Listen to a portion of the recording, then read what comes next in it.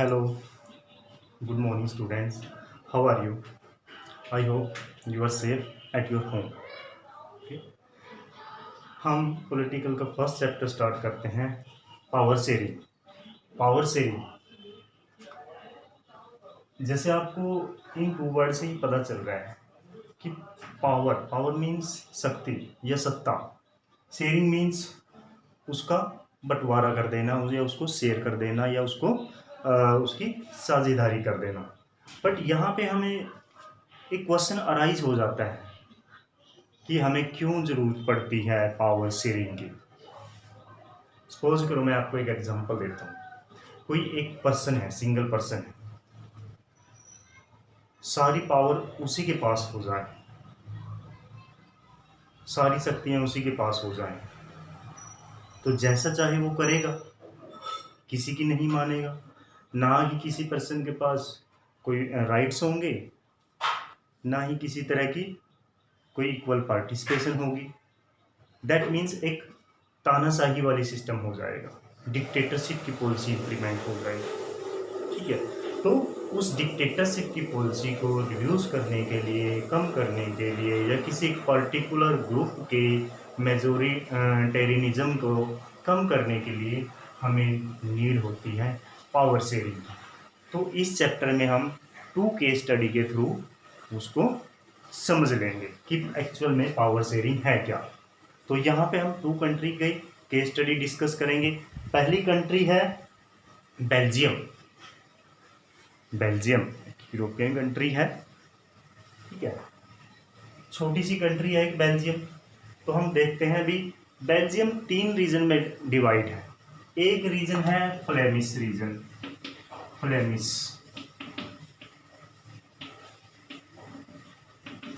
Reason. Flemish region के अंदर 59%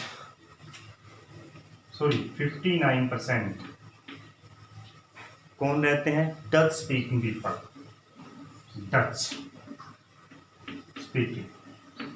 speaking people है वहां पे। और एक वेलोनिया रीजन है, वेलोनिया वहां पे कौन है? वेलोनिया रीजन में 40% फ्रेंच पीपल रहते हैं, 40%। और 1% जर्मन पीपल भी है वहां पे। German speaking people, German language को बोलने वाले लोग भी हैं वहां पे। ठीक है, तो अब अगर हम देखें यहाँ पे सबसे ज्यादा कौन है? डच स्पीकिंग पीपल सबसे ज्यादा है। तो अकॉर्डिंग टू मेजोरिटी गवर्नमेंट किसकी बनेगी? डच स्पीकिंग पीपल की बनेगी।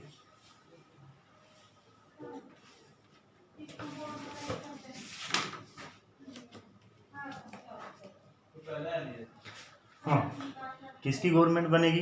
डच स्पीकिंग की बनेगी। हर बार यही होगा। बट जो फ्रेंच है वो माइनॉरिटीज में आ जाएंगे।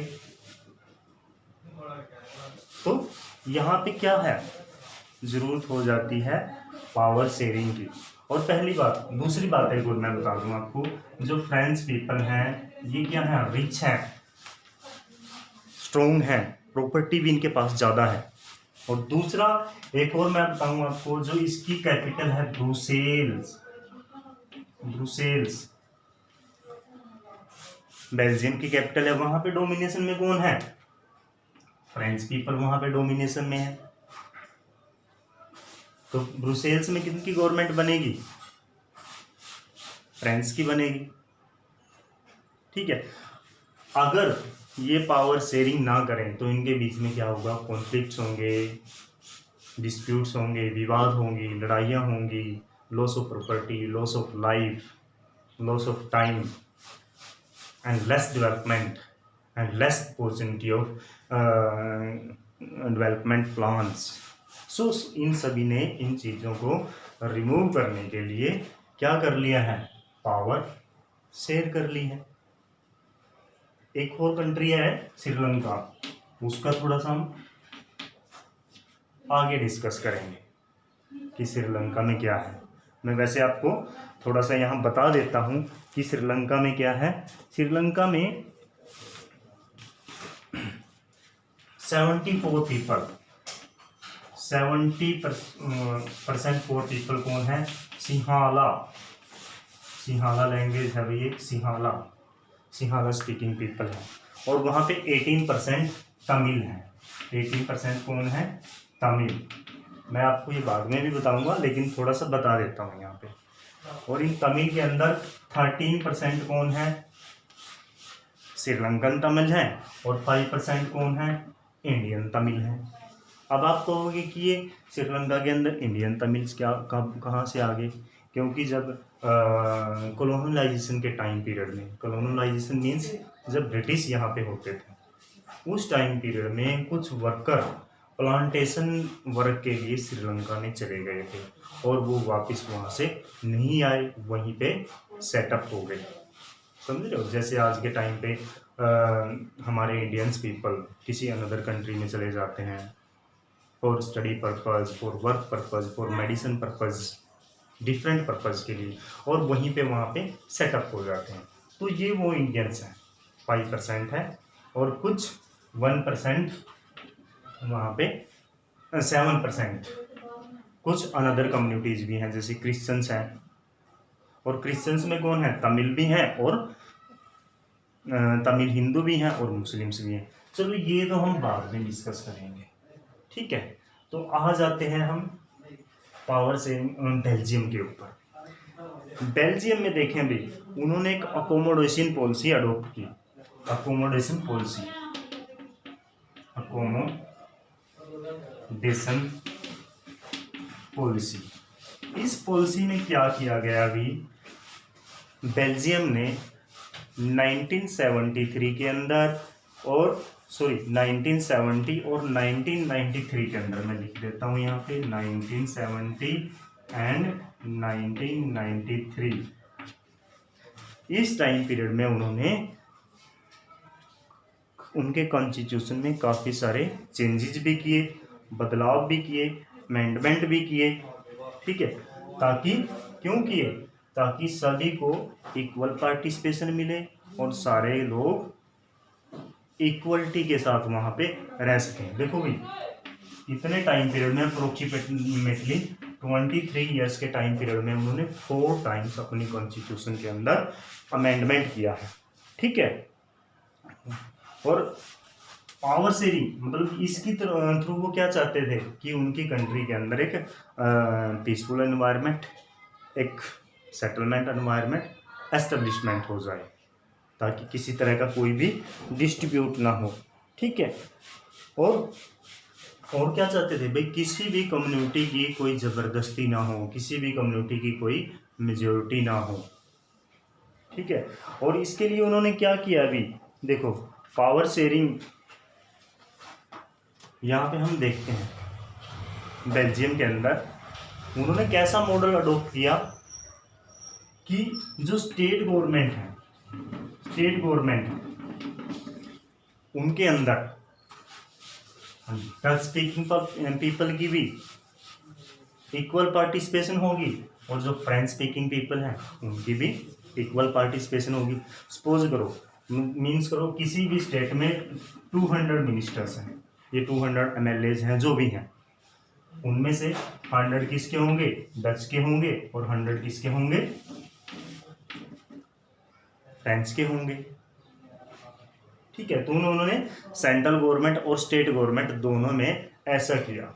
और दूसरी बात, यहाँ पे आ जाइए ब्रुसेल्स के अंदर, हमने आपको यहाँ पे पहले बताया था कि यहाँ पे सबसे ज़्यादा कौन है? फ्रेंच स्पीकिंग पीपल हैं। तो अब यहाँ पे भी जब फ्रेंच ने सोचा कि भाई जब डच पीपल हमें इक्वल पार्टिसिपेशन दे रहे हैं तो हम इनको यहाँ पे भी इक्वल पार्टिसिपेशन देते हैं, तो जो ब्रुसेल की कैपिटल गवर्नमेंट है वहाँ पे भी दोनों की इक्वल पार्टिसिपेशन है, दोनों ही इक्वल हैं, इक्वल नंबर हैं, ठीक है। सेंट्रल गवर्नमेंट में भी हो गए, स्टेट गवर्नमेंट में भी हो गए। और एक और है भाई वहाँ पे थर्ड लेवल की गवर्नमेंट है, जैसे हमारे इंडिया में हम क्या बोल देते हैं, लोकल गवर्नमेंट होती है, बट वहाँ पे क्या है, कम्युनिटी गवर्नमेंट है भाई, वहाँ पे community government, community government, community government means Dutch speaking, French speaking या जर्मन स्पीकिंग पीपल हैं उनकी है। और ये किस मैटर्स पे, किस सब्जेक्ट्स पे वर्क करते हैं, कल्चर से रिलेटेड, एजुकेशन से रिलेटेड, या फिर जो कॉमन प्रॉब्लम्स होती हैं उन पे ये डिस्कस करते हैं। लोकल लेवल की जो ग्राउंड लेवल की जो प्रॉब्लम्स होती हैं उनको ये डिस्कस करते हैं। ठीक है, अब बात आ जाती है अभी कि पावर शेयरिंग, जो पावर शेयरिंग है वो क्यों ज़रूरी है। पावर शेयरिंग हमें पता चल गया अभी बहुत ज़रूरी है। ठीक है, किसी भी तरह के डिस्प्यूट को कम करने के लिए, किसी भी तरह के विवाद को ख़त्म करने के लिए,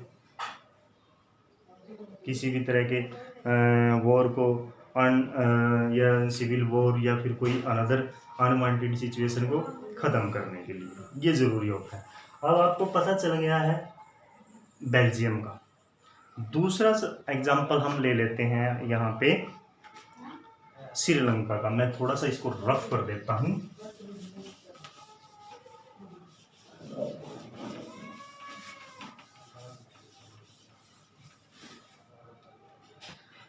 हाँ, श्रीलंका के पे आ जाते हैं अभी हम यहाँ पे।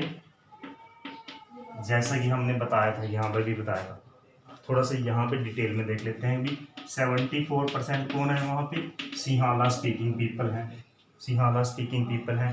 और 18% कौन है, 18% कौन है, तमिल स्पीकिंग है, तमिल।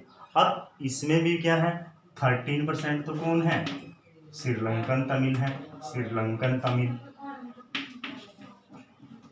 और 5% कौन है, 5% कौन है, इंडियन तमिल है, इंडियन तमिल। मैं शॉर्ट फॉर्म में लिख देता हूँ, इंडियन तमिल्स हैं यहाँ पे भी। ठीक है, और 7% वहाँ पे अनदर कम्युनिटी है। अनदर कम्युनिटी में कौन आ जाते हैं, क्रिश्चियंस कम्युनिटी आ जाती है, क्रिश्चियंस कम्युनिटी। ठीक है,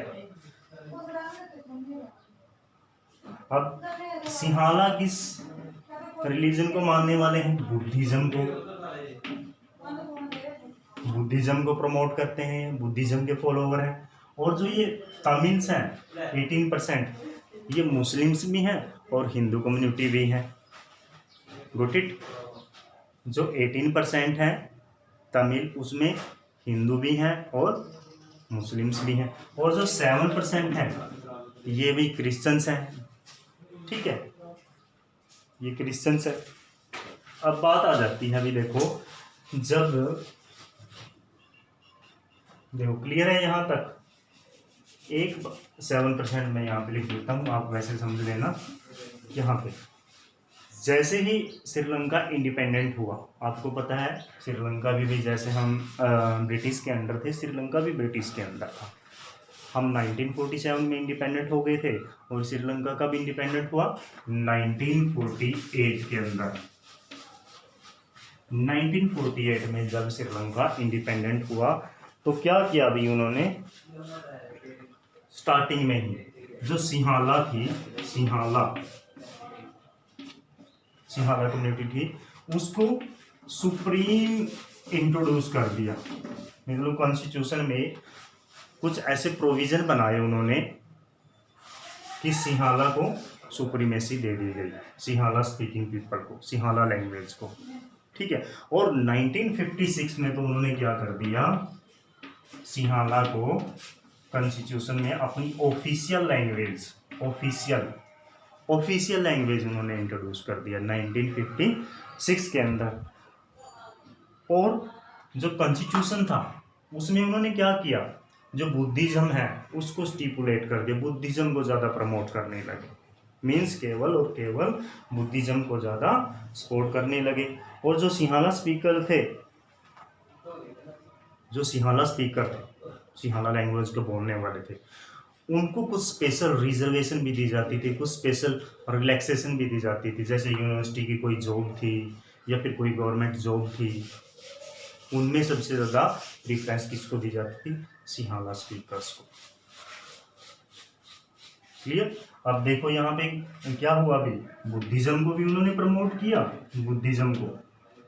क्लियर? और जो यूनिवर्सिटी के अंदर जॉब थी या गवर्नमेंट जॉब थी वो भी किसको दी? सिंहाला स्पीकर्स को। तो दैट मीन्स यहाँ पे क्या हुआ, जो तमिल्स थे उनके साथ डिस्क्रिमिनेशन हो गया, उनके साथ एक प्रॉब्लम क्रिएट होने लगी। अब आप देखो भी, अब इतना कुछ हो गया तो इसके कुछ ना कुछ तो इफेक्ट्स भी आएंगे। जो मेजोरिटी की ये पॉलिसी आई, इससे कुछ ना कुछ इफेक्ट्स भी आएंगे। तो इसके इफेक्ट्स क्या हुए भी देखो, जो तमिल पीपल थे, यहाँ पे हम लिख देते हैं, वो क्या फील करने लगे? दे फेल्ट डिस्क्रिमिनेशन, उनके साथ क्या होने लगा? डिस्क्रिमिनेशन हुआ। और कैसी फीलिंग आई उनके अंदर? लाइक अ एलियन, जैसे कि वो किसी अनदर कंट्री से आए हैं, किसी अनदर जगह से आए हैं, अपने आप को वो डिस्क्रिमिनेशन की फीलिंग उनके अंदर आने लगी। और दूसरा क्या हो गया, अभी उनके बीच में क्या अराइज हो गए? कॉन्फ्लिक्ट्स, डिस्प्यूट, विवाद, ये राइज हो गए उनके बीच में। ठीक है, किसके बीच में? Both Tamil and Sinhala communities. Third one क्या हुआ अभी? तमिल डिमांड नाउ, और जो तमिल्स थे वो क्या डिमांड करने लगे? न्यू इंडिपेंडेंट तमिल स्टेट, नई तमिल स्टेट की वो डिमांड करने लगे। और अल्टीमेटली क्या हुआ भी? तमिल इलम अरोज, जिसको भाई तमिल एक मिलिटेंट ग्रुप है, जिसको क्या बोलते हैं?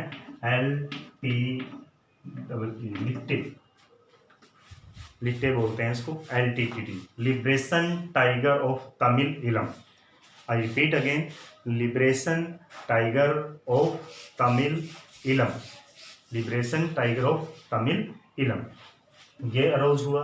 और ये क्या है? वहाँ पे एक मिलिटेंट ग्रुप है जो गवर्नमेंट के अगेंस्ट कुछ वायलेंट एक्टिविटी करते रहते हैं। जैसे हमारे इंडिया में है,